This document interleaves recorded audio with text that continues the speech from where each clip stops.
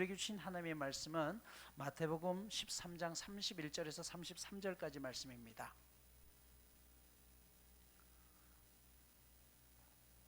마태복음 13장 31절에서 33절 제가 봉독해 올리겠습니다. 또 비유로 말씀하시되 천국은 마치 여자가 가루 서말 속에 갖다 넣어 전부 부풀게 한 누룩과 같으니라. 예수께서 이 모든 것을 또 비유를 들어 이르시되 천국은 마치 사람이 자기 밭에 갖다 심은 겨자씨 하나를 같으니 이는 모든 씨보다 작은 것이로되 자란 후에는 풀보다 커서 나무가 되매 공중의 새들이 와서 그 가지에 깃들이느니라. 또 비유로 말씀하시되 천국은 마치 여자가 가루 서말 속에 갖다 넣어 전부 부풀게 한 누룩과 같으니라. 아멘. 오늘 본문에서 계속되는 비유는 겨자씨와 누룩 비유입니다. 지난 시간 말씀드렸던 알곡과 가라지 비유와 그 앞에 나오는 네 가지 밭에 대한 비유와 연결되어지는 사건이에요. 이 세 가지 비유가 연속적인 것입니다. 처음에 하나님의 말씀의 씨앗이 뿌려지죠. 그러나 사람들의 반응이 각기 달라요. 하지만 좋은 마음밭, 즉 옥토를 통해서 사람들에게 하나님의 말씀이 정착이 돼요. 하지만 거기에 또 하나의 어려움이 생깁니다. 가라지가 힘들게 한다는 것이에요. 그럼에도 불구하고 겨자씨 하나를 같은 하나님의 나라는 작지만 그 속에서 점점 커진다는 내용이 오늘 본문의 내용과 연결되어집니다. 이 겨자씨 비유와 누룩 비유는 여러 가지 대조점들이 있습니다. 겨자씨는 외부적인 성장이에요. 하지만 누룩은 겉으로 보여지기보다는 내부적인 성장을 이야기합니다. 그러니까 우리의 신앙의 자라남에 있어서는 외적으로도 커져야 되는 건 맞죠. 그러나 더 중요한 것은 뭐예요? 내적인 성숙도 반드시 필요하다는 것이에요. 교회가 외적으로 부흥해야 되는 건 맞습니다. 그러나 외적 부흥도 중요하지만 중요한 것은 내 안에 살아계신 예수님이 커지는 게 이게 부흥이라고 했죠. 여러분, 부흥이라는 것은 단순히 교회가 커지는 것이 아니에요. 이건 성장입니다. 부흥이라는 것은 내 안에 계신 각자 성도 안에 있는 예수님이 커지는 걸 부흥이라고 하는 것이, 이게 내적인 성장입니다. 오늘 이 비유를 통해서 예수님께서 우리에게 다 하시고자 하는 말씀이 있어요. 첫 번째로, 천국은 작고 보잘것없는 존재로부터 시작된다는 것이에요. 여러분, 이스라엘 성지 순례를 오시는 분들이 가장 보고 싶어하는 성지 식물 중에 하나가 겨자나무입니다. 그런데 막상 겨자나무를 보면 다들 큰 실망을 한다고 하죠. 무엇 때문일까요? 사진을 한번 보시죠. 자, 겨자씨에 해서 겨자나무라고 하니까 큰 나무라고 생각했어요. 성경에 보면 마태복음과 누가복음 또 마가복음에는 이곳에 새들이 깃들 정도로 큰 나무가 된다라고 했어요. 그런데 막상 가보면 이게 나무야? 이게 큰 나무야? 마치 우리로 보면 유채꽃과 비슷한 그런 상황입니다. 여러분, 이 겨자나무는 엄밀하게 말하면요, 그냥 들판에 흔하게 볼 수 있는 풀입니다. 이스라엘 사람들의 나무의 기준은 땅에서 직접 꽃이 피고 열매 맺는 것은 풀 또는 채소지만 땅에서 줄기가 나와서 꽃이 피는 것은 나무라고 이야기해요. 그러니까 그들 입장에서 나무가 맞죠. 그런데 예수님께서 왜 하필 비유를 하면서 이 겨자씨 비유를 하면서 겨자나무의 비유를 하셨을까요? 여러분, 예수님의 비유는 전혀 생뚱맞는 것이 아니라 비유를 했을 때 백성들이 알아들을 수 있어야 돼요. 그런데 이 겨자씨, 겨자나무는 이스라엘 주변에 흔하게 피는 잡초라고 있죠. 봄만 되면 늘 피는 잡초예요. 겨자하면 그들이 알아요. 그런데 씨앗은 굉장히 작죠. 겨자씨보다 더 작은 씨앗은 없을까요? 있어요. 담배씨는 더 작습니다. 그럼에도 불구하고 예수님께서 겨자씨의 비유를 들었던 것은 이 겨자가 그들의 실생활과 매우 밀접한 관계가 있기 때문에 그래요. 안병무 씨가 쓴 예수의 이야기라는 책에 보면 유대인들에게 있어서 겨자씨는 제일 작은 것을 의미해요. 그래서 유대 문헌 가운데 겨자씨만한 핏방울 또는 겨자씨만한 위협이라는 단어가 종종 등장을 해요. 근데 이게 언제 등장하느냐? 법정에서 내가 가해자가 되었을 때 자기 자신을 변호할 때 나타나는 단어예요. 예를 들어서 서로 시비가 붙어서 싸웠어. 그래서 코피가 났다고 해봅시다. 그러면 이런 거예요. 내가 변호할 때 그거는 아주 작은 겨자씨만한 핏방울밖에 안 된 거예요. 그건 큰 것도 아니고 요만한 건데 지금 저 사람이 과잉으로 나에게 지금 고소한 거다, 이런 뜻이에요. 아시겠습니까?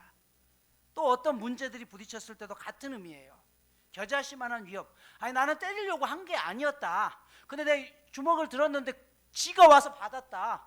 나는 아주 작은 위협만 가했을 뿐인데 저 사람이 나한테 와가지고 스스로 맞은 거다. 그러니까 나는 죄가 요만큼밖에 없습니다. 이런 뜻으로 쓰였던 게 바로 법정에서 사용되는 겨자씨만한 위협이라는 뜻입니다. 그러니까 이스라엘 백성들에게 겨자씨라고 한다면 아주 작다라는 개념들이 머릿속에 박혀 있는 것이에요. 하지만 여기에 또 하나의 대조가 있습니다. 구약에서 왕을 상징할 때는요, 큰 나무 혹은 나무 중에 왕 백향목이라는 단어를 사용을 해요. 그리고 그런 왕의 통치권 아래에 있는 사람들을 그늘 또는 가지라고 표현합니다. 에스겔서에서는 하나님은 백향목 끝에 돋은 가지를 꺾어다가 우뚝 솟은 산 위에 심겠다는 말씀이 있어요. 에스겔서 17장 23절은 이렇게 말씀합니다. 이스라엘의 높은 산 위에 내가 그 가지를 심어 놓으면 거기에서 가지가 뻗어나오고 열매를 맺으며 아름다운 백향목이 될 것이다. 그때는 온갖 새들이 그 나무에 깃들이고 온갖 날짐승들이 그 가지 끝에서 보금자리를 만들 것이다 라고 이야기해요. 자, 이 말씀의 의미는 이스라엘 백성들의 회복을 이야기하는 것이에요. 지금 이 당시에 이스라엘 백성들은 뭐예요? 로마의 지배 아래에 있습니다. 로마라는 큰 왕국에 비해서 자기들의 힘은 겨자씨밖에 안 되는 아주 작은 힘이에요. 그런데 에스겔서도 마찬가지죠. 바벨론의 포로에 있을 때 이스라엘 백성들이 희망을 잃고 있을 때 하나님 말씀하시는 것이에요. 너희에게 백향목의 큰 가지를 내가 높은 산 위에다가 갖다가 심을 것이다. 그리고 그것이 자라서 큰 가지들이 일어날 것이고 그 가지 밑에 많은 새들이 모여들게 할 것이다. 이 말은 무슨 말이냐면 망해버린 것 같은 이스라엘 백성들을 회복시키겠다는 하나님의 약속인 것이에요. 내가 너희를 다시 높은 곳에 세울 것이다. 그러니 너희가 영원히 끝났다고 생각하지 말라는 것이에요. 회복에 대한 메시지고, 그것으로 지금 겨자씨는 너무 작고 힘이 없고 아무것도 할 수 없는, 어떻게 이 노마라는 나라에 대해서 대항할 수 있을까? 그런데 그 작은 나라의 겨자씨 같은 너희가 내 능력이 임하면 하나님 나라를 통해서 큰 나라를 이루듯이 너희를 내가 하나님 나라의 백성으로 너희를 사용하겠다라는 메시지를 던져주는 게 바로 이 말씀입니다.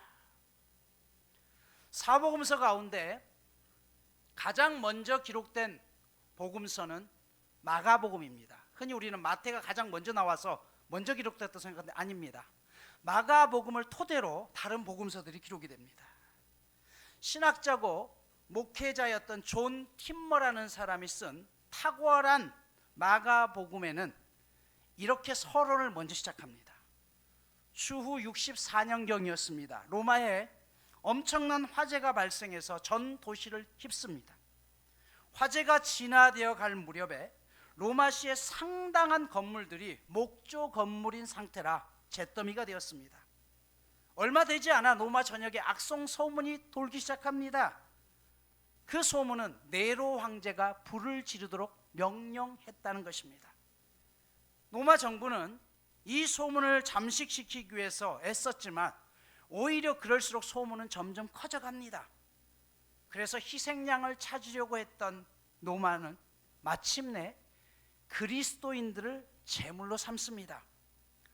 많은 그리스도인들이 로마의 방화 혐의로 체포되어 구금되고 심지어 목숨을 잃게 됩니다.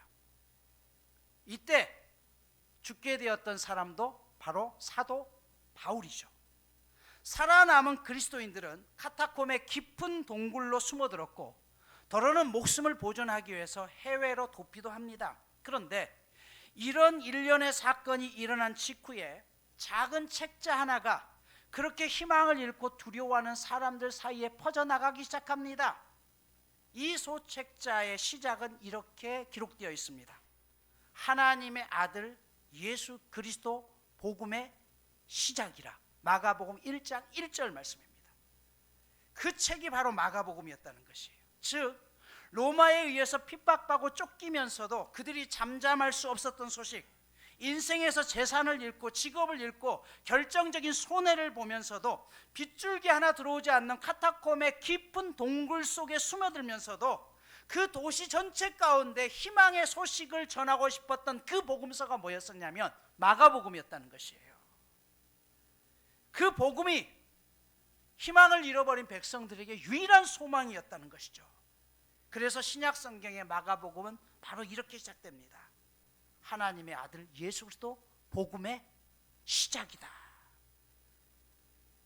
끝난 것 같지만 다시 시작할 수 있다는 것이에요. 그게 복음이라는 것이에요. 그게 소망이라는 것이에요. 여러분, 마가복음을 기록한 사람은 바나바의 조카였던 마가라는 사람입니다.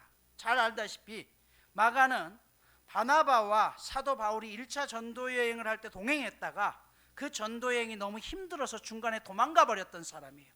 인생에 있어서 어떻게 보면 실패자로 낙인받았던 사람이에요.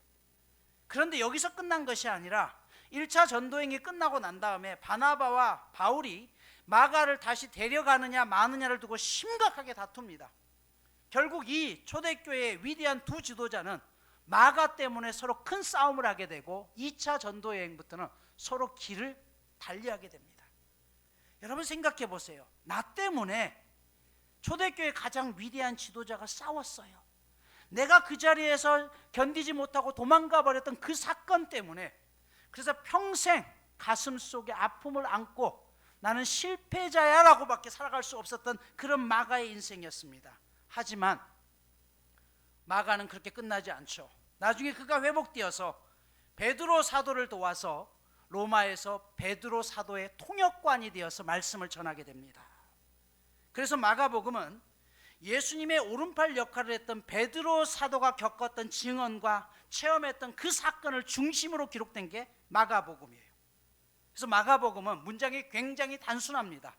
왜냐하면 베드로가 어부였기 때문에 복잡한 것을 신뢰했습니다. 아주 쉽게 해결하게 했었고, 또한 마가복음은 그런 베드로 사도의 유언을 담았던 그 복음서이기 때문에 사복음서 중에서 가장 짧아요. 내용이 16장밖에 기록되어 있지 않습니다.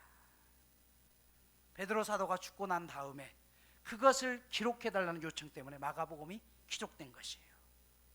마가는 자신이 연약해서 실패해서 중간에 포기할 수 없었지만 그럼에도 불구하고 하나님이 다시 사용했다는 그 사실을 붙들고서 뭐라고 했어요? 하나님의 아들 곧 복음 예수 그리스도의 시작이라는 말로 다시 이야기해요. 여러분의 인생 가운데 그렇게 얘기하는 것이에요. 여러분, 제 인생이 실패의 인생이었습니다. 제가 겁쟁이였고 제가 죽을 수밖에 없는 그런 사람이었습니다. 하지만 그 속에서도 내가 하나님을 붙들었더니 그 복음이 나를 다시 살게 하셨고 다시 시작해 했습니다. 그러니 지금 유대인 여러분들, 로마의 지배 속에서 내가 아무것도 할 수 없는 겨자씨만한 그런 힘없는 존재라고 포기하지 마십시오. 복음이 들어가면 여러분들은 다시 시작할 수 있습니다. 이 메시지를 던져주고 싶었던 것이죠. 실제로 로마 제국의 엄청난 그 세력 앞에서 그 핍박 속에서 기독교인들은 전부 사라지는 것 같았지만 오히려 나중에 이 기독교가 로마 전체를 먹어버리죠. 그리고 로마를 기독교화 시키게 되는 것입니다. 오늘 이 겨자씨 비유는 바로 그것을 얘기해요. 하나님의 나라라는 것은 크고 위대한 힘이 아니라 아주 보잘것없는 여러분들의 작은 헌신, 그럼에도 불구하고 그 자리를 떠나지 않는 여러분들의 헌신을 시작해서 하나님 나라는 이루어질 수 있다는 것을 우리 가운데 알려주는 것이죠. 두 번째로 이 본문은 외적 내적 성장 과정을 보여줍니다. 겨자씨 비유는 외형적인 하나님 나라의 발전에 초점이 맞춰져 있다면 누룩은 내면적인 발전입니다. 겨자씨는 자라서 나무가 되어가는 과정을 눈으로 볼 수 있습니다. 반면 누룩은 발효하는 과정을 지켜볼 수 없습니다. 그러나 커다란 반죽 속에 있는 한 줌의 누룩은 놀라운 효과를 가지고 있고 그 자체를 키워나가죠. 누룩은 밖으로 드러나는 현란함은 없습니다. 누군가 알아보지 못할 수도 있습니다. 하지만 지나고 나면 부풀어 있더라는 것이에요.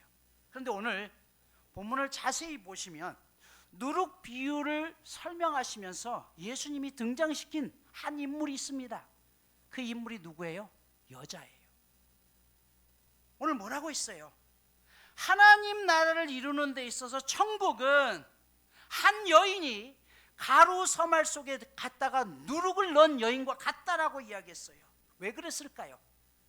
당시 사람들의 구조는 이 세상을 일으켜 세울 사람들은 남자라고 생각했어요. 강한 힘이 필요하다고 했어요. 그런데 하나님 나라는 오늘 작고 힘없는 사람들, 또 하나 당신들이 사람 취급조차 하지 않는 여인을 통해서 그 나라의 잔치가 이루어질 것이라는 것이에요. 여러분, 여기 가루서말이라는 말 또한 의미가 있습니다. 이 가루서말은 한 가족이 먹을 수 있는 양이 아니에요. 여러분 생각해 보십시오. 여러분이 반죽을 하는데 밀가루 3말을 반죽한다고 해봐요. 이게 얼마나 많은 양입니까? 이것은 서말이라는 것은 우리에게는 익숙하지 않지만 지금 예수님 주위에 있는 그들은 무슨 뜻인지 압니다. 천사들이 아브라함에게 이삭이 탄생할 것이다라고 알려주는 사건이 창세기 18장에 있어요.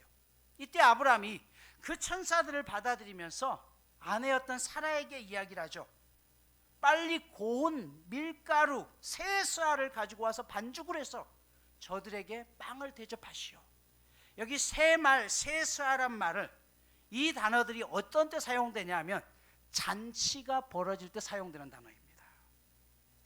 오늘 본문과 동일한 비유를 하고 있는 누가복음 13장에 보면 이 비유 바로 전에 나온 사건이 뭐냐면 안식일에 등이 굽었던 한 여인을 예수님이 치료하시는 장면이 나와요. 18년 동안 고침받지 못했던 한 여인을 치료합니다. 그 여인이 하나님 앞에 영광 돌리자 예수님이 그 여인을 향해서 뭐라고 이야기하냐면 너가 아브라함의 딸이다라고 이야기해요. 이 아브라함의 딸이라는 말 바로 그 다음에 나오는 게 오늘 이 누룩 비유입니다. 그 호칭은 아브라함과 사라가 3쌀의 밀가루로 빵을 만들어 바쳤던 잔치와 연결되는 것이에요. 그리고 그 다음 비유가 뭐냐면 좁은 문으로 들어가기를 애쓰라라고 이야기하고 그렇지 않은 사람들이 바깥에 쫓겨가는 이야기예요. 그리고 이어지는 것은 하나님의 백성으로 여기지 않았던 사람들이 동서남북에서 올려와서 하나님 나라 잔치 자리에 참여하게 될 것이다라는 내용들이 이어지는 것이죠. 여러분, 이 사건을 통해서 예수님이 그 비유를 그곳에 넣은 이유가 있습니다. 좁은 문을 통과한 사람들에게 벌어진 이 잔치가 누구를 통해서 시작되었냐는 것이에요. 바로 작은 겨자씨와 같은 너희를 통해서, 사람 취급받지 못했던 한 여인을 통해서 그곳에 잔치상이 펼쳐졌다는 것을 이야기합니다. 즉 겨자씨와 누룩 비유는 바로 이것을 이야기해요. 특별히 갈릴리 사람들, 그들에게 붙은 또 하나의 칭호가 있었습니다. 이방의 갈릴리라고 했어요. 여러분, 이 갈릴리는 오래전부터 외세의 침략에서 이미 혼혈족이 되었던 사람입니다. 마치 북이스라엘에 사마리아가 혼혈족이 되었을 때 이스라엘 백성들은 그들은 우리 민족이 아니라고 했죠. 그런데 갈릴리도 같은 의미였어요. 소외받았고 같은 민족들로부터 배척받았던 그들을 향해서 예수님이 이야기합니다. 천국이란 너희와 같이 아주 작고 보잘것없고 내 인생은 풀리지 않고 나는 일어설 수 없다고 하는 너희들이 그 자리에서 말씀을 믿고 버텨내고 때로는 우리 가운데 가라지가 뿌려지는 것 같지만 그럼에도 포기하지 않고 살아내는 너희들을 통해서 하나님의 나라는 점점 커지게 될 것이다라는 메시지를 우리에게 던져주는 것입니다. 오늘 말씀의 결론입니다. 오늘 이렇게 해서 하나님 나라가 성장하게 되었다라고 했어요. 그러면 그 성장의 결과는 뭡니까? 32절을 보십시오. 이는 모든 씨보다 작은 것이로되 자란 후에는 나물보다 커서 나무가 되매 공중의 새들이 와서 그 가지에 깃들이니라라고 이야기했어요. 가장 작은 씨앗 하나가 나무가 되었습니다. 천이 여기는 여인이 가져다 놓은 누룩을 통해서 하나님의 나라가 확장돼 갔다라고 했어요. 그러면 주님께서 무엇 때문에 우리를 통해서 그런 일들을 맡기시고 확장케 하냐는 것이에요. 여러분, 그것은 내가 누린 이 은혜를 함께 다른 사람들과 누리게 하기 위함이라는 것이에요. 오늘 그것이 뭐예요? 나물보다 커서, 작지만 나물보다 커서 나무가 되었을 때 그 나무 아래에 뭐라고요? 공중에 새들이 와서 깃든다는 것이에요. 여러분, 성장의 결과는 곧 안식과 쉼이라는 것이에요. 이게 무슨 뜻인지 아십니까? 여러분들이 예수 믿고 내가 구원받았습니다, 내가 하나님 나라의 백성이라는 사실은 변함이 없는 것이죠. 그런데 하나님이 그렇게 하신 궁극적인 이유가 뭐냐는 것이에요. 우리가 하나님을 먼저 믿었다는 사실은 무엇이냐? 단순히 구원으로 끝나는 것이 아니라 여러분의 인생의 그늘 아래 누군가가 지치고 힘든 사람들이 와서 쉼을 얻고 안식을 얻을 수 있는 데까지 자라나야 된다는 것이에요. 여러분, 그래서요, 교회는요, 서로를 비판하고 정죄하는 곳이 아닙니다.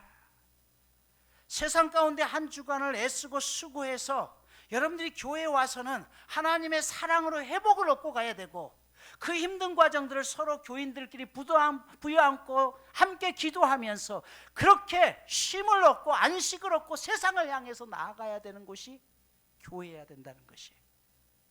그래서 교회는 행복한 곳이 되어야 됩니다. 그런데 그 행복한 곳을 만드는 책임이 누구에게 있느냐는 것이에요. 우리 각자에게 있다는 것이에요. 묻습니다. 여러분의 인생 가운데 여러분 때문에 누군가가 여러분에게 와서 안식을 얻고 쉼을 얻을 수 있는 그런 큰 나무입니까? 아니면 나는 여전히 내 품에는 어떤 사람도 들어올 틈바구니 없어서 상처로 가득 찬 인생을 살고 있습니까? 오늘 예수님은 말씀하십니다. 작다고 여기지 말아라, 힘이 없다고 말하지 말아라. 한 여인을 통해서, 겨자씨 같은 작은 것을 통해서 큰 나무를 이루어서 그곳에 많은 새들이 와서 거닐게 하겠다라고 이야기한다. 그렇다면 너도 그렇게 될 수 있어야 된다라는 것입니다. 이제 눈을 감고 그림을 그려보십시오. 보잘것없는 겨자씨 같은 열매를 통해서 태어난 나, 하지만 하나님의 사람으로 변화되고 성장하여서 이제 내 인생의 그늘에 더 많은 이웃들이 몰려들고 내가 받은 그 사랑을 다른 사람과 나눌 수 있고 누릴 수 있다면 적어도 우리는 하나님 앞에 실패한 인생이 아니고 그 인생이야말로 가장 성공한 인생이고 그 인생이야말로 하나님의 나라를 이루어내는 인생이라는 사실입니다. 오늘 저와 여러분이 적어도 그런 사람이 되어야 되지 않겠습니까? 이번 주 미션입니다. 이번 주간 여러분들이 누군가의 마니또가 되어 보십시오. 여러분 마음속에 남편도 괜찮고 아내도 괜찮고 자녀도 괜찮고 아니면 동산 식구도 괜찮습니다. 누군가 한 사람을 통해서 마니또가 뭔지 아죠? 그 사람을 섬겨주는 것이, 기도해주고 카톡으로 커피 한 잔 쿠폰도 보내주시고, 여러분 그것이 내가 할 수 있는 작은 것이지만 그 일을 통해서 누군가가 내 그늘 아래 함께 거닐 수 있다면, 힘을 잃어버렸던 누군가가 용기를 얻어낼 수 있다면 바로 그것이 예수님이 원하시는 삶이고 여러분이 예수님의 능력을 나타내는 삶이 될 것입니다. 기도합니다.